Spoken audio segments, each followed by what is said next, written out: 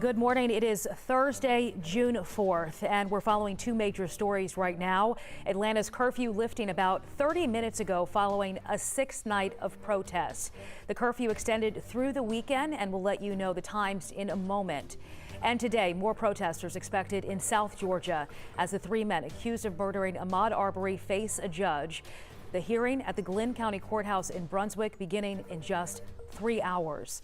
Arbery gunned down while jogging back in February, but the suspects arrested more than 2 months later and only after cell phone video leaked showing the moments leading up to his death. The national outrage and protest soon followed. Mara Sirianni live in Midtown with what we can expect at today's hearing.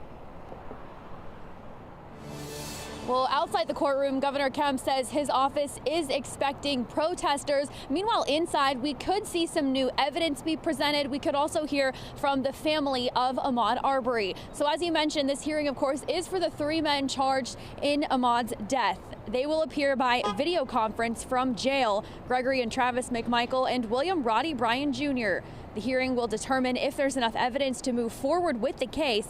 As we know, Ahmaud was shot and killed during a confrontation in his Brunswick neighborhood back in February. Defense attorneys will have the opportunity to challenge the arresting officer who brought the charges. In this case, the arresting officer is the GBI.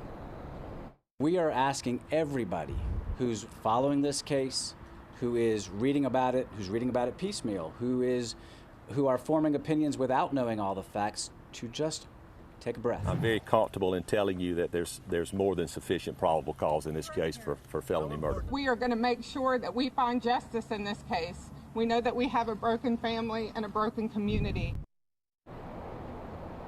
Now, defense attorneys are expected to ask the judge to let the three men out on bond. That hearing is scheduled to start at 9:30 this morning. Our own Andy Parati will be there in the courtroom, and of course, we'll bring you the very latest updates on air and online as well.